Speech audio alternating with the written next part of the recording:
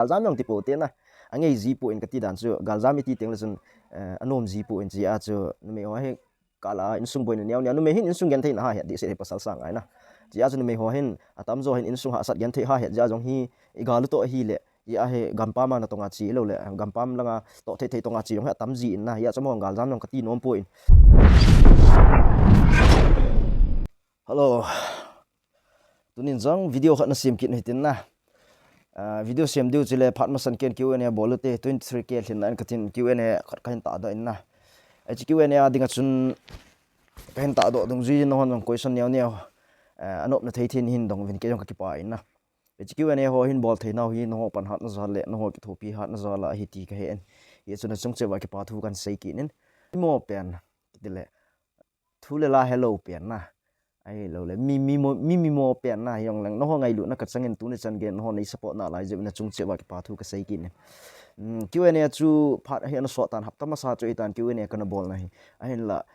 phat la ni kho ho na ke to thei lo ji ti dham ke boy ji ti dham na hita bang hi Q&A ga to wa question ho ga don bun man phat chu kana nei ta lo ji chung kain sim ge ja tan hi jong le ini ke he thiam tu ki du he ti chu na chung wa ka hung taw nom ki hi in hi jong le pi hi jong le tunin hin bol dong dui vin ken jong don bun nyaw nyaw hin nei kating na ke het kham khamin tang ina ke ma lung gel hin nei kating phone khat kan man din chi phone apa na hi na comment ho kan sim ji ding cha chu don bun na hi kan nei ding a hin ithem khana ki don but khil khau yong le na hi ina la thim diu hi yeng yo ipi chui te le ama sa pen na hin khat yeng hin sei ban ti chu ni sim do yeng yo ama sa pen na ahin si 5 days lang na hi te na 5 days ago ki te na question ibol na hin khat hi 4 days khat hi 3 days ki tin jong om thowin na question hi alang pia comment po sa ga na la 30 ho hung hin na phat hing short mai the ni jong la chom na thailand sana ini ki don but du he ti chu kan sei do nom ki ni ji chu tula ya he tomuna ga ho lima mi tomun ga ho lim ki thoi koi man jong venom be set bu in na ngayong ki ngai nom be set bu dei tin jong avet to mi ho lim to avet ka to thol khon ki ngai nom hin na ji chu mun dang ga ki ka ma vet le mi kho tha nom je hin na yong le tu ni hin chilia valley ki im thei yong le ki bol te yong le ka te Q&A je hung hi ta ye jon to mun in don bu na chu hin nei jing in kating na ama sa pe na ngai lu na nei ta question hin bola golang ti da upati da zoni khong sai de dan he ma zoni khong sai amani pian sem ti le thi ke je khat to pat chon ke je khat hoi che gi zo dem thi ke khat to kan yaw lai kan ngol thim that thut lai jo nei hian lang lai yam ti le thi ka ti mai the na bro adi oi che le thi hian lang pi chui tong le that khat he na bro ke je khat he tho na anyway skip pa me abana chu lal boy mate kitin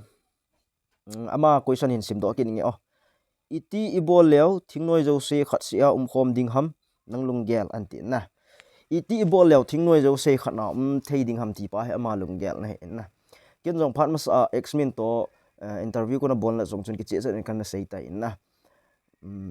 chi thingnoi jo se khat na khom ding ki ti henge masanga chun ki vai po naw jong achumin chule operation area jong achum ana hi na tu hin veleu chun thingnoi ho hi veleu chun ama operation area lo le chikeilet na gam ti hum lo tai theng pe pen sei leo na ji chun tu hin thakhat hi ta ve ti pa vel ka sei do nom kin na chom hi po ve thingnoi jo se thakhat hi ta hil chen ne khat ga nei beleng in sung khana ping khom hi win in sung khana khom chi chu hi ve mi pa khana ko na ping la chi hi ve na ai wanga chu ipidinga no upa min chu nang na pu thei lo ham ti kha jong omin na chia ken ka sei thakhat hi naw kan sei ding hi na mi pa khana peng on chun min chom na nei na u cha mi thum min thum nei lo ham na chetabang chu hi ve tu condition i thing noi ho na henge amin chu chom ki sai hello le in sunga nangong nu na naw to nong pen mi thum ni na wa chu khat lal boy khat thangte hi lo wa le khat chu thang neo ki te ho ta bang na min thum chala hi lo ham tong chu ho thing noi yong hi event na hi le chom hi yong lew han di chom ka ti na chu min chom pu yong lew han takhat hi ta ve ti pa vel ka sei do nom ki ni bro chom hi ta lo na takhat hi ta ve mi pi tian ga ha du le subscriber ho le ka viewer ho na ga ha du chu to hi chom ma ki ta pu ho kukiarmy i bon cha ba ki yeng he ti pa chu vel ka sei do nom ki ni abana lam thiên kim hậu kip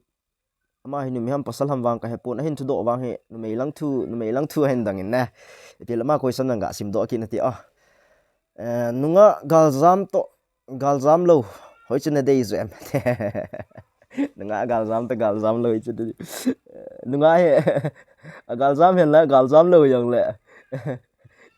nunga he ke choose ti sei dam ke ki hen na ding pha de an ki le tan na mo wa na sa hin lang oi chi le galzam hen lang galzam lo yang le anunga hi tho tho hi na pi chi le nang nan do ta yan nga galzam yong chu lang khana sei dinga za galzam yong ti po te na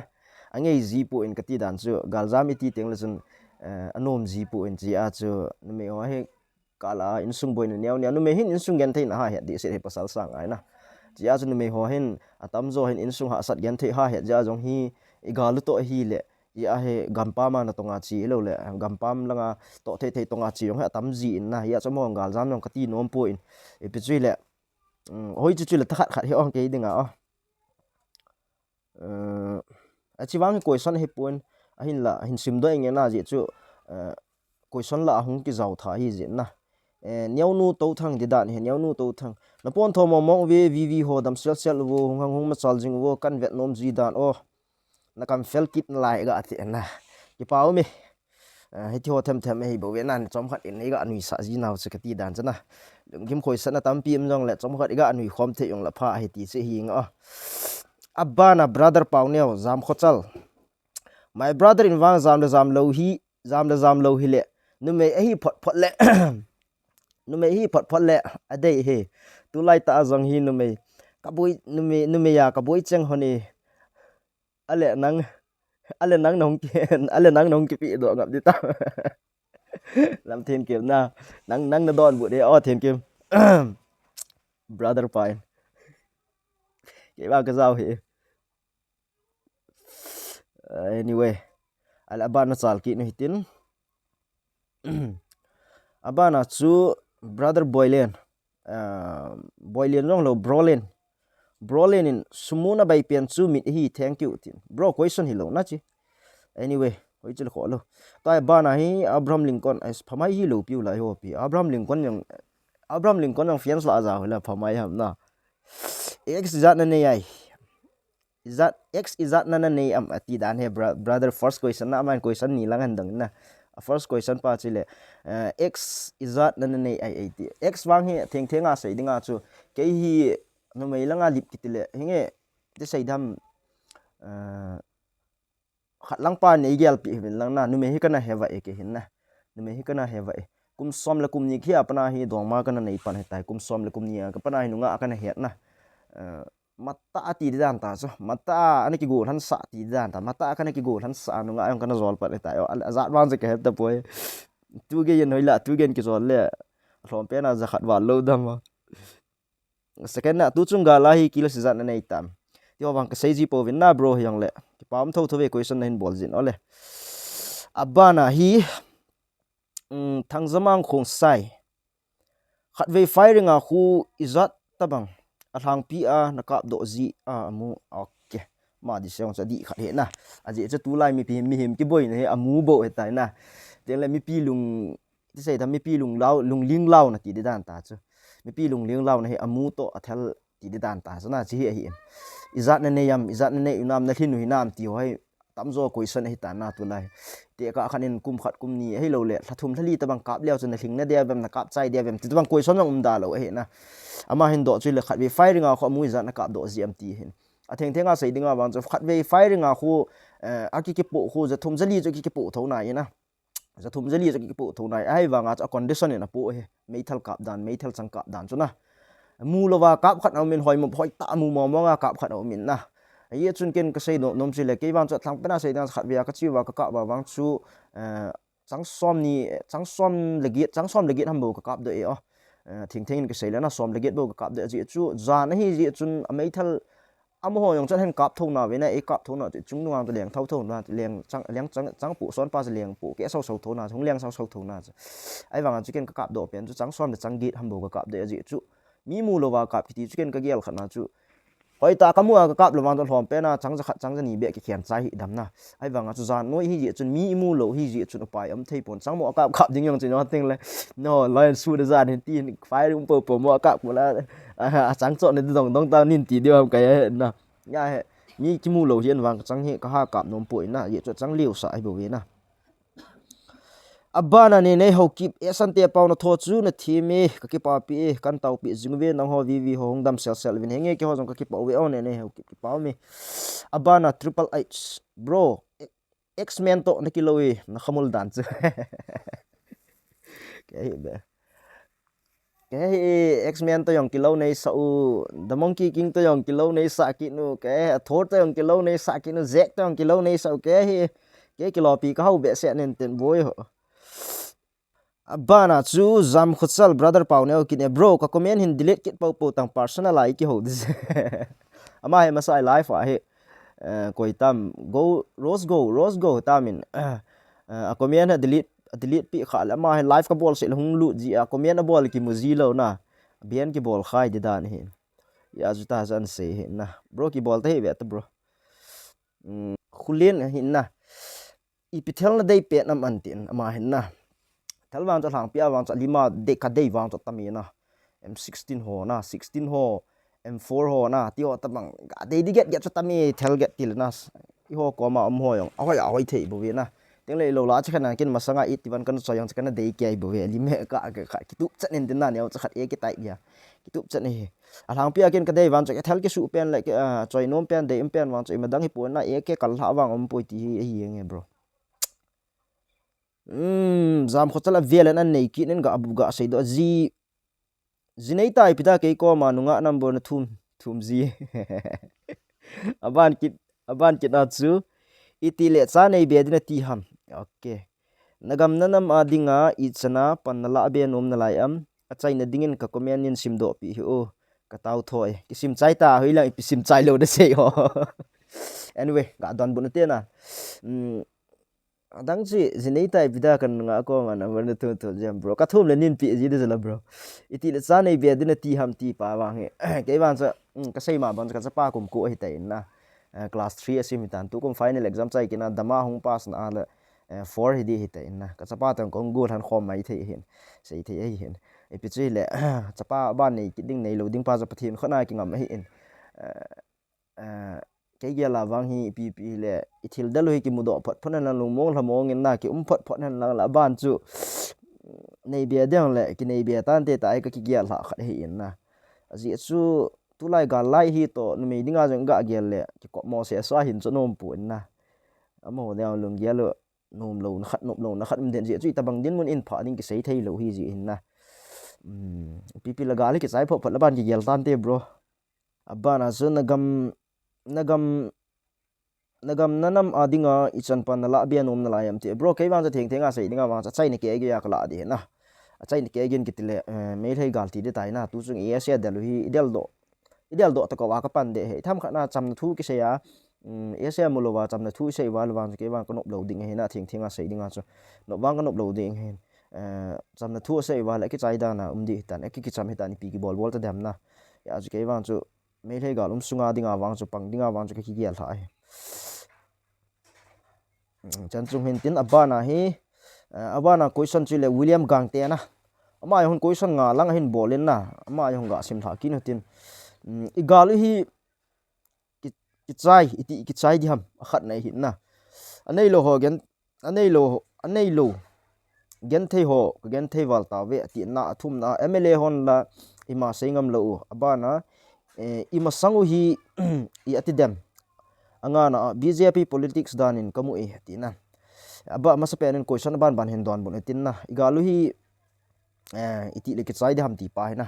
hi igalu wang theng a sei dinga wang ke ban ke lung gela wang ji chu ke lung gel hin do hi chu na ke lung gela wang tamen ke chai pon te ti khat wang he kalung gelin kan hi aji chu igal bol dan le min ei bol dan hi tema ke chai lo de non jong velya chun he so ke du hin na hiti a hi ki ting tho mai hi na ki nan tho mai ga li ki do tho mai hi na ya hi tamin wang ke mo chai pun te ti hi ke ma ta san na khat hi na ni na chun anei lo ho ka gen thei wal ta ve ti henge gen thei so ke ve na ko ham anom sa kitile enge anom sa khat ni chum nan te ki pe thei ho na ai lo wala sum la pai na choice ho ti de tai na amo wang chun pe na thei thei ai lo le kin so na thei thei ai lo le sum la pai ho na thei tam pi jong nei diu hi na sum nei sa khat ki ti chu sum tu lai chu thil khat bol nge tile anei sa ai lo li ma ki bol lo hi na sum chu hin ne ya la sum mun dinga chu sum ma ngai hi ji chun tu la ya hi na ya sum nei so wang chu nom sana win te sum nong mu na win te la again thei lo again thei ho na e ho ta bang ho chu again thei ma he lang khana sei dinga yong don la kai ho yong hi ha sei win don la kai ho hi in ipp hi in na hi ti ho yong he ki ha pi ma hi in pi lo ji yong thei ki lo ji chu e ho dam le bit na e ko i wa front line na to vv ho hi win na amo zala dam le bit na ki ji hin to thei han lang bol thei lang ipi jong le hon langai ki to thei wa tham thei pau ji a chu don la kai han lang pi lang hi jong le ina ki tho pi ji naw khat jong ne hi na igen thei ti le ko ha manom sa na ki gen thei so kai he bro lung nyau ji lo ding he na ipp chu le mle hon le ima seingam lo he nge ke yong ka no me na lang khana se dan chu pu pau len lal mle pu pau len lal se ngan se win na chilang pang thu hen lang ipilang pang thu yang pu pau len lal se na kam khat ve an hong do ji na dang hoi tu ne chan ge ya he ipi bol ham ti chu en yong ke lo lai he na ina sei hil yong le ki ngai dam hoi ti na i ma sang hi ti ding i ati dem i ma sang hi theng thenga sei dinga wang cho ese imu wa le phat chom pi diu na ese imu wa le ami takip min a volunteer hen la volunteer lo yong la mi takip mai service ko yong la hin i chan su lo lai diu he na i ma lang hin ko hi na a phalanga ke sei le positive langan ga ke sei le na negative langa wang cho imu lo wa le wang cho khot do di ve ti chu ki het yeng ti na to ai gan thei ma chai lo di he imu lo wa la khot do di na ki go mai yeng ti BJP politics danin kamu enge BJP ji achula thengthenga seidinga masanga congress ne in pu lai wa chun hiti hin ina boy po ve na lang la seiding na amo jong boy lo hong ke boy ne new ne wa hong le itu seidam asu cham loi chalu na boy khalo hin ai la tu chung BJP thil an bol an pu apan sumnyong ki khialin ai lo wa le reserve forest song hen tivin cha pan hong ke panin na hitin gal hin bol do tawin ai chulang khana hita banga BJP ni hita banga gal hin bol khom jing biren gal hin bol khom jing pa ho igela le ho dinga ki pau ma hi o ki pau ma me ka ti lon ji khat ho dinga chance he tu chunga he idel do lo nge wa le avela hita banga he ka tu ka cha sun som ki chai to ka chai ta bang thuai ki vel sei ki lo di tai ya tu chunga he hoi tai bol wa na gan thei ha sat na chu i thu wa gan thei le yong le ha sa le yong le i thu wa i thil del lu pa hi del do diu pa chu de pian ta hi o e chan chung hin te ona bro abana question chun sim ki ning kating Lucifer baby na sometime chom le chun na fresh di dan ti na sam ai chu ka sam hi tan hi yong leng ai chu ki fresh thon na la ma ko pai vet na hi da na tu lai dap lai ya sing tat na sam chom the thana tan diong chu huin ai mu le ilu jang lang hi vot hil halen na ha ji cho pp le gam sat lai le hin tan naw ti na abana chu len boy toes in pian siam ti le na dong manu min le khomin hin sei pi te yo sir len boy ne he lo lai dan he len boy ke hi le jnei ka hi te na cha yong ka nei tai ti cho velen sei pi ki ning ka ti o lal niau bai te di dan he na ama hin an do chu ti ale kukiland army kangui le cycle ho hi na ki lung to win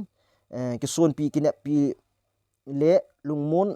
na mong ve SMU phat le i chana lop na celebration nei dia na ki gelem from kukiland new lamka darkas veng okay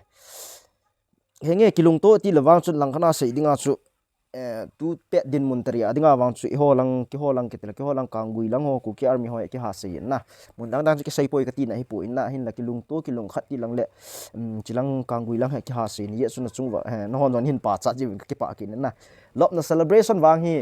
cái vang chu SCI mu na nau le i pida chatam tui ko ham khat pa se le chatam tui ai pida ki mo chai dam ma ai thei le amun muna ke ho se na ti ham ki ho se ne ki ho kang bui lang se ne ti ham no lam ka lang hen lang hoi lang mo re lang hoi lang yang le amun muna he ai thei le ko ro ngan ba som nga lang i tha na lai diu chme tha diu lop ne diu chme i pida ai ka te ku kian aya boi mu lo bo ki sei thei lo hina i chan ge din mun pha de i mu na na wa le pida kam khat pa te sei le ka ki pa de dan he ka song khol ka taka ka su na ka ke wa hai bia ka sai mai thi ku kian he iga seilen imu teng ga kitila imu teng ti imu ding din muna ilung gel iga ko ya iga gel jira no jidan dan na ai wanga present condition chanu ai lo le present condition ai ilung gel dan ho ivet le lung nan nan kit jin na ai wanga imu dana iga gela le kati na imu dana iga gela hin ko iga man khanop jitame no jitame banin akhang sing sit ididan he akhan sing sit bro ke question chu metal la ip metal nom na sa pen am ke wang cha theng thenga sei dinga metal nom ka sa pen long chu nei ha do nei ha do na bro thali ka ha ka be nai pui thali na theng thenga sei dinga the ke thel ka ha ka lo hi bo tu chunga la bo thel kap la hoi pilang ho ka bol hin na hi chun thel ka ha ka pun anu mo de pui thel ho kin kan ka bo hi na ye chun akap lang ti la nom pen wang cha ki thing yong ki thing lo pen ho wang cha ki choya la wang chun to insa song mi se lo pina insa to mi se lo pi esal no mi se be se lo pi agin wangin khat ma a1 ki to ho yong na mi se lo pi nom phat ne mo aji chu thel chui ka ma no me ti dan chu no me til chun thel chun mi ha se lo po al chun no mi eng e na kap dan chu na ek ho wang khon mi ha se hai wang ama phat na khat kho ki tup na khat kho bui lo e thel loi pian loi hi ji khon ama kho bui lo e thel dang ho khole mi ha se lo na ama thel pa se tiu ki chim le tho mi se pa ko bol be se lo anyway ki pa me bro nom ko sa pen nong chen sei da jing in katina ye chu thel ka ha kap lo zit na ken gamdanga sumlo realme de dan he mai ko ham wang ka realme kitin na gamdanga sumlo a chi ji ho hu aban le abang le no cha gm honest answer bo okay honest answer bo ti ne athing thinga sei dinga ot chat iti ala chunna bro ke ko sikna sei ji chu ot chat the min ot chat mo mai chu bro gal kap nom lo hi lo le to akin nong ka het nong tam pim chu gal kap nom lo front line na bu le me tha nom lo ji azam long yu mu chu lo le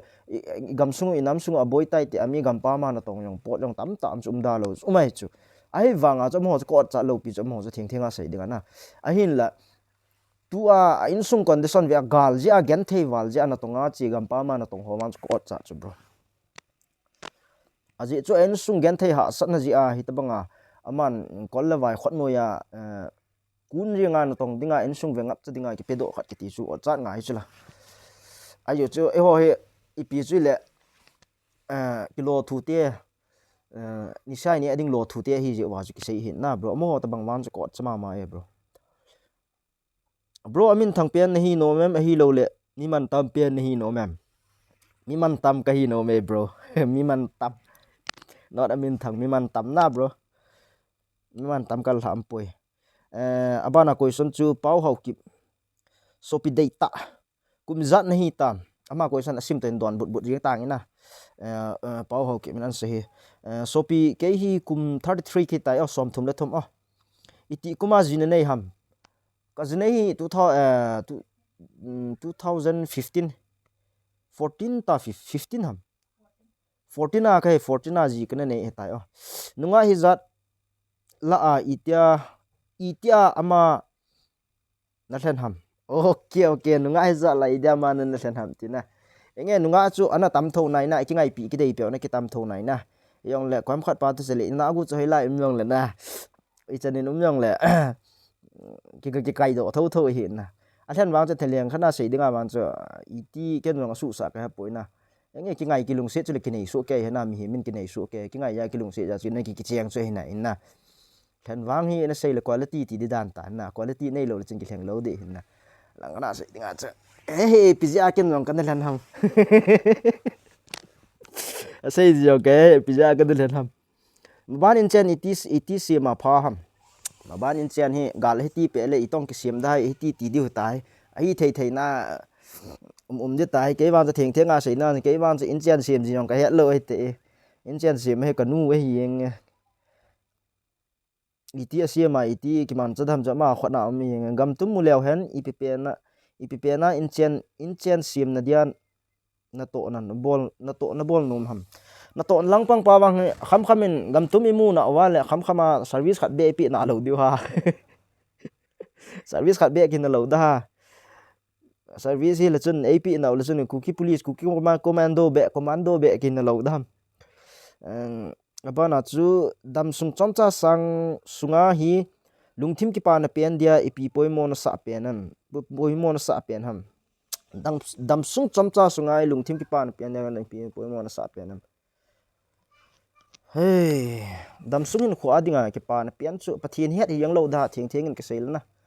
pathin het ki ti chu pathin bel ki ti chu ei dinga lung thim ki pan pian hi yeng na dam sel selin sopi bol thei toi taw nan kan gel do jingwe kukiland for Christ nge ki paw me ko son hen bol chunga ki pa thu kan sei ki ne bro banin edi wawang didan he bro ipi movement bol le han sa hi kimuwa pen in ten tm alenga do thodi iti ngap muhitam nanglunggel hen seyo nanglunggel hi kadai ji okay achai na mu tikit na lai bro pa hen anyway bro ehon sa mu gang na pen diu chikan sei ta na khat via chu sa mu gang ne de pen chu ahim hima state to ki connect lo dina toi chen naw manipur state hena amo to hin ki connect lo din amo ako na line hung zo se kitila service office na ai lo le thil dang dang chi state na ko na sponsor ki mo zo se me yo se su tan wa gang chala ki mo di yeng chu yeng na bro ai nge azo chi chi bol lo wa la ban chun gal hi nga do thodi wang thade to do thodi ti di yeng na to do tho lo le pa im to lo chala tyo chala bol ngap chalo wa na i bol ngam lo wa tyo chi bol ngam lo wa le chun to do thodi ti di yeng koi ham ese phalesili ese khat ki dela koi ham hitia imacha bol le la hitia ga khat mai dinga ko ham ese pd wa na ti lo wa ja chi to do tho lo le pa im lo tai to ai me lo hong lu thei lo ding ho ma ga mai chi thei lo diu na hitia he kitin diu kum ja nam khat phan hong so lu ta chu kum li kum nga kum gu ka te poi na pha sau ta hong chi chai wa nga chi ti chu ngum tiang la zo zo ne le separate na ngi tho diu he ai khan tum khan na choi nei tho diu he jungin tin na tu ne dinga Q&A ne bol naw na ngai lu na nei ta so piu la naw te hon ngai lu na nei ta Q&A ne hen bol sung wa ki pa thu kan sei kin na hinge don but no hong cha tam zo chu du dang kan don but thei phun na yong la ngai lu na nei ta no hon question hin bol na chung wa chung che wa ki pa thu ka sei kin ma ba na jong hita bang ho hi hin bol be na lai diu hi na hitia hi ki holim na thei the hong ki holim thei hing ki holim diu ken kamu kato ho video kahin kap ding kalunggel ho kahin sei ji ding hon jong komena hen sei diu ta chulunggel ho sei khom le diu na itilangai bol wa iti ki man chau le pha ham lunggel neo sei khom cha pha hi na aji chu ilung thim adam lo teng le lunggel sei ni de ke hol ji na ilunggel chu ilung thim dam lo na pa chu khat ko mai sei le teng ilung thim hen ki pa na omjin ki pa na kitile ilung thim ki ham thal ji na ya chu no ke ko ma kal na lunggel na sei diu ken jong ho ko ma kalunggel ka sei ding hita he ki support to diu takhat cha lung khala takhat na pan ila khom jing diu heti pa vela chain aka sei do nom hen tin ai lo na nei ta chain ni ge ge an hin vet pe zo se chunga na chung che ba ki pa thu kan sei ma ban video le na ki muto ki taw te ka ki pa